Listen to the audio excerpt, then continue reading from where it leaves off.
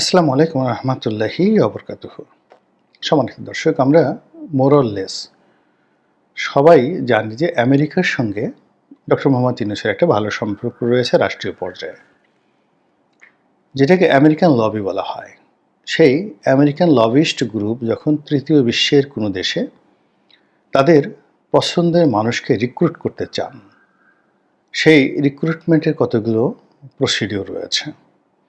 তারা যেভাবে ইরানের শাহকে নিযুক্ত করেছিলেন, তারা যেভাবে সাদ্দাম হোসেনকে তৈরি করেছিলেন, তারা যেভাবে হামিদ কারজাইকে তৈরি করেছিলেন, এরকম বহু ঘটনা, জেনারেল নরিয়েগা থেকে শুরু করে আরও অনেকের নাম বলা যেতে পারে। পরবর্তীতে আবার দেখা গেল যে সময়ের বিবর্তনে এই মানুষগুলো মার্কিন স্বার্থ রক্ষা করতে না পারার কারণে তাদেরকে আবার মার্কিন যুক্তরাষ্ট্র ক্ষেত্র বিশেষে যুদ্ধ করে হলেও তাদেরকে কিন্তু শেষ করে দিয়েছে।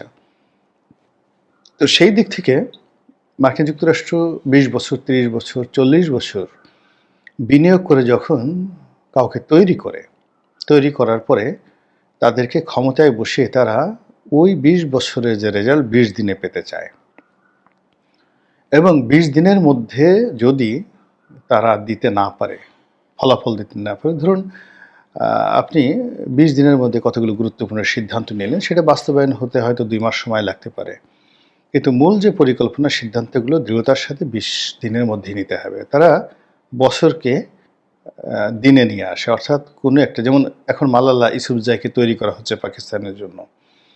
তো ও যদি ৫০ বছর বয়সে ক্ষমতায় বসে, তাহলে ওর পেছনে মার্কিন যুক্তরাষ্ট্রের অ্যাটলিস্ট ৪০ বছরের বিনিয়োগ। কাজেই তাকে ৪০ দিনের মধ্যে আউটপুট দিতে হবে, আদারওয়াইজ মালালাকে তারা শেষ করে দেবে। এটা হলো মার্কিন যুক্তরাষ্ট্রের যে ডিপ স্টেট পলিসি, সেই পলিসির একটা মূলধারা। তো বাংলাদেশের এই যে জুলাই আগস্ট বিপ্লব, এই বিপ্লবের পেছনে ডিপ স্টেটের ভূমিকা, এবং এই বিপ্লবে মার্কিন যুক্তরাষ্ট্রের অর্থ, অন্যান্য সরঞ্জামাদি, আপনারা বুঝে নেন, অর্থ এবং অন্যান্য সরঞ্জামাদি কিভাবে এই দেশে এসেছে এবং কিভাবে এই ট্রেনিংগুলো হয়েছে এবং সেগুলো কতটা ধ্বংসাত্মক ছিল এবং কত মানুষের প্রাণহানি ঘটিয়েছে, এগুলো এখন বলতে গেলে ওপেন সিক্রেট। তো সেই জুলাই আগস্ট বিপ্লবের যে ফসল, সেই ফসল হিসেবে আমরা যাদেরকে পেয়েছি তারা ছিলেন আমাদের চোখের মণি, মাথার মুকুট, কলিজার টুকরা। আমরা তাদেরকে স্পর্শ করার জন্য, তাদেরকে দেখার জন্য আমরা উদ্গ্রীব ছিলাম, কিন্তু এখন তাদের সব কিছুর সঙ্গে আমাদের বিক্রিয়া হচ্ছে, এক ধরনের বিকর্ষণ তৈরি হয়ে গেছে। তাদের অনেক কিছু আমরা এখন আর সহ্য করতে পারছি না, দেখলে আমাদের মেজাজ গরম হয়ে যাচ্ছে, অ্যালার্জি হয়ে যাচ্ছে। কারো অ্যাজমা না থাকলে শরীরে তার মধ্যে একটা অ্যাজমা ভাব চলে আসে, শ্বাসকষ্ট তৈরি হয়ে যায়। যে সীমাহীন চাঁদাবাজি, যে নিয়োগ বদলিত অনিয়ম, যে রাজনৈতিক স্থবিরতা এবং যে অর্থনৈতিক ধস, সুনামির মতো চারিদিক থেকে বাংলাদেশকে একটা ঘূর্ণিপাকের মধ্যে ফেলেছে।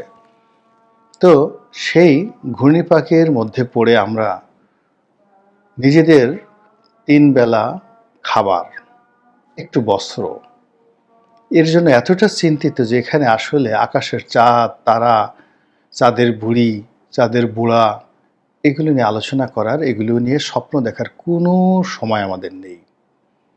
আমাদের এই মুহূর্তে নুন আনা দরকার, এই মুহূর্তে পান্তা দরকার, এতটুকুই দরকার। তো আমরা যেভাবে অধৈর্য হয়ে পড়েছি, তো একইভাবে যদি, আবার বলছি, একইভাবে যদি মার্কিন যুক্তরাষ্ট্র কাউকে নিয়োগ দিয়ে থাকে এই বাংলাদেশে তাদের এজেন্ট রূপে, তাদের ডিপ স্টেটের এজেন্ট রূপে, তো সেক্ষেত্রে তারাও অধৈর্য হয়ে যাবে, এটাই স্বাভাবিক। তো সেই দিক থেকে আমরা সেই ডিপ স্টেটে গেলাম না, এটা তথ্যগতভাবে রইল। আমরা যেটা শরীয়তি বিধান রয়েছে, অর্থাৎ দৃশ্যত আমরা যেটা দেখতে পাই বা দৃশ্যত যেটা বোঝা যায়, সেটা হলো আমেরিকার সঙ্গে ডক্টর মোহাম্মদ ইউনূসের একটা সম্পর্ক আছে। এখন এই সম্পর্কটা কতদিন থাকবে, বা যে সম্পর্কটার কারণে আমরা তাকে কাউন্ট করছি, যে সম্পর্কের কারণে তিনি রাষ্ট্র ক্ষমতায় বসেছেন, যে সম্পর্কের কারণে তার সব কিছু, তার তকদিরের সব কিছু রীতিমতো যাকে বলা হয় ষোলকলা পূর্ণ হয়ে গেছে, সৌভাগ্যের ষোলকলা পূর্ণ হয়ে গেছে, সেইগুলোর হাল হকিকত কি এখন? আপনারা যারা আমেরিকাতে থাকেন তারা জানেন যে পুরো জাতিগোষ্ঠী অস্থিরতায় ভোগে, একটি ভোগবাদী সমাজ। তারা ঠিক ওই যে কোনো সম্পর্ক বলতে যা বোঝায়, আমাদের আবহমান বাংলা যে সম্পর্ক আমরা রাখি, একটা কমিটমেন্ট রক্ষা করি, কতগুলো ভ্যালুস আমরা ধারণ করি, পারিবারিক ভ্যালুস, সামাজিক ভ্যালুস, রাজনৈতিক ভ্যালুস, এটা আমেরিকাতে আসলে কেউ ধারণ করে না। সেখানে হলো ডলার, অস্ত্র, পেট্রোডলার, প্রযুক্তি, খাও দাও, মুভি, মাস্তি, সিনেমা দেখো, মাস্তি করো, ম্যাকডোনাল্ডস খাও, কেএফসি খাও, বার্গার খাও, হ্যামবার্গার খাও, এরকম। মানে তারপর রাস্তায় ঘুমিয়ে থাকো, সারা রাত গাড়ি চালিয়ে, 3 দিন গাড়ি চালিয়ে বনের মধ্যে গিয়ে ক্যাম্প ফায়ার করো, জীবনটাকে উপভোগ করো।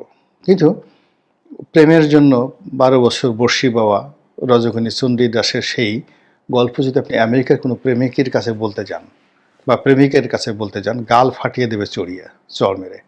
সেখানে ধরেন একটা মেয়ের সঙ্গে আপনার পরিচয় হলো, তাকে কনভিন্স করতে আপনার হায়েস্ট 2-3 মিনিট সময় লাগবে। তারপরে একেবারে কেউ কাউকে চিনে না, কিন্তু তারা দেখা গেল একত্রে রাত কাটালো। আর আমাদের দেশে একটা মেয়েকে একটা প্রেমের একটা চিঠি দিতে অনেক সময় 3-4 বছর সময় লাগে। মুচকি মুচকি হাসবে, তারপরে এটা করবে ওটা করবে, ছেলে মেয়ের, তারপরে বিয়ে শাদী, ঘর সংসার, পরিবার, ছেলে মেয়ে, এইগুলোর যে একটা জীবন, এটি আমেরিকার থেকে সম্পূর্ণ আলাদা। তারা জাস্ট মানে সমস্ত সিদ্ধান্তগুলো 24 ঘন্টার বেশি তারা সাস্টেন করে না, 24 ঘন্টার মধ্যে এটাকে ফলাফল দিতে হয়, রেজাল্ট দিতে হয়। তো সেই দিক থেকে আমরা ডক্টর মোহাম্মদ ইউনূসকে, আমাদের স্বপ্নের পুরুষকে 5 বছর চাচ্ছি, অধিকতর সময় ক্ষমতায় চাচ্ছি, কিন্তু আমেরিকার যে স্ট্র্যাটেজি রয়েছে, কৌশলগত দিক রয়েছে, তাদের যে চরিত্র অভ্যাস রয়েছে, তারা আসলে ডক্টর মোহাম্মদ ইউনূসকে 2 মাস সময় দিত রাজি নন। এটা হলো আমেরিকার স্বাভাবিক কালচার। এবং আমরা ইতিমধ্যে দেখেছি যে উনি ক্ষমতায় বসার সঙ্গে সঙ্গে কতগুলো বিষয় আমাদের উপর চেপে এসেছে। আমরা এই বাংলাদেশে আমেরিকান সৈন্যদের আসতে দেখেছি, আমেরিকার প্লেন আসতে দেখেছি, যাকে বলা হয় সামরিক বিমান। আমরা সেন্ট মার্টিন নিয়ে নানা রকম সন্দেহের মধ্যে এখন পর্যন্ত ঘুরপাক খাচ্ছি।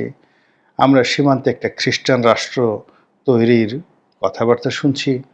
আমরা আরাকান আর্মিকে সহযোগিতা করে এবং তাদের মাধ্যমে সেখানে একটা শাসন ব্যবস্থা কায়েম করতে চাচ্ছি। তারপরে তাদের জন্য একটা মানবিক করিডোর আমরা দিতে চাচ্ছি। প্রায় সব কিছুর সঙ্গে এর বাইরে কিছু ব্যবসা রয়েছে, বাণিজ্য রয়েছে, পেট্রোলিয়াম সংক্রান্ত কিছু ব্যবসা রয়েছে, কিছু আন্ডার হ্যান্ড ডিল রয়েছে, যেগুলো আমরা এখন পর্যন্ত বুঝি নাই বা জানতে পারিনি, কিন্তু আন্দাজ করতে পারছি। ডলার সংক্রান্ত কিছু ব্যবসা বাণিজ্য রয়েছে, এই যে ডলারের দাম ওপেন করে দেওয়া, IMF-এর কিছু প্রেসক্রিপশন রয়েছে। তো সব মিলিয়ে ধরুন প্রায় 100টা আইটেম আমেরিকার পক্ষ থেকে বাংলাদেশে এসেছে।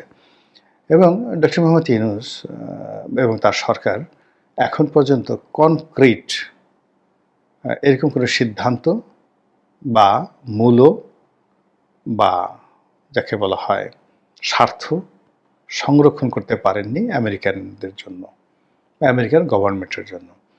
ফলে কি হলো, তার প্রতি আমেরিকার যে ব্ল্যাঙ্ক চেক বা তার প্রতি আমেরিকার যে সমর্থন বা তার সঙ্গে যে আমেরিকার লবিস্ট গ্রুপগুলো ছিল, এইগুলো দে আর ট্রাম্বলিং, তারা কাঁপছে এখন।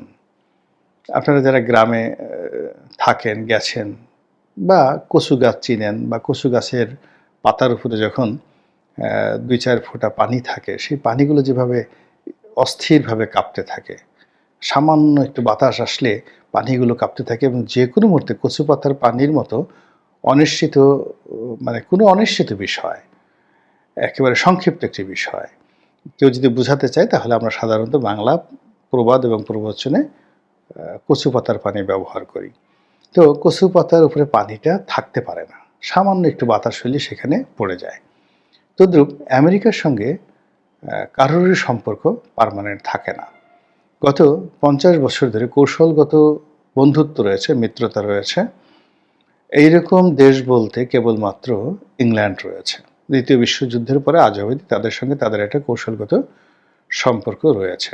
এর বাইরে আমেরিকার সঙ্গে যাদেরই বন্ধুত্ব হয়েছে, বহুবার টানাপোড়েন হয়েছে।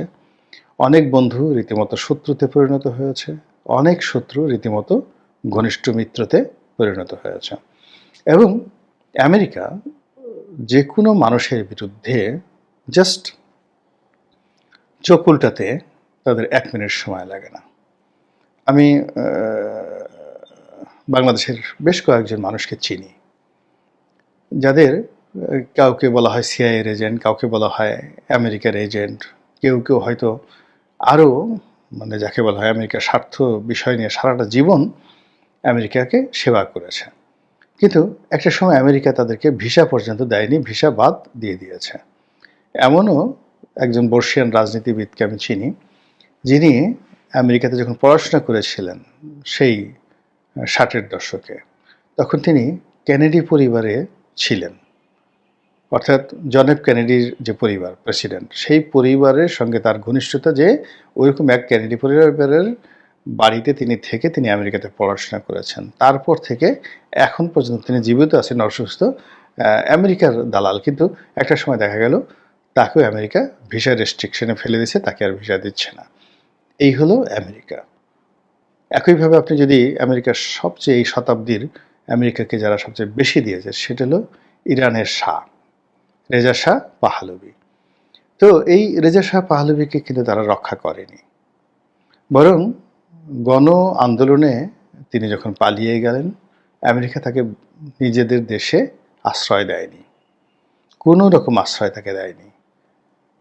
এবং এত নির্মমভাবে রেজা শাহ পাহলভিকে মরতে হয়েছে, যেটি দেখার পরেও মানুষ কেন আমেরিকার দালাল হয় আমি বুঝতে পারি না।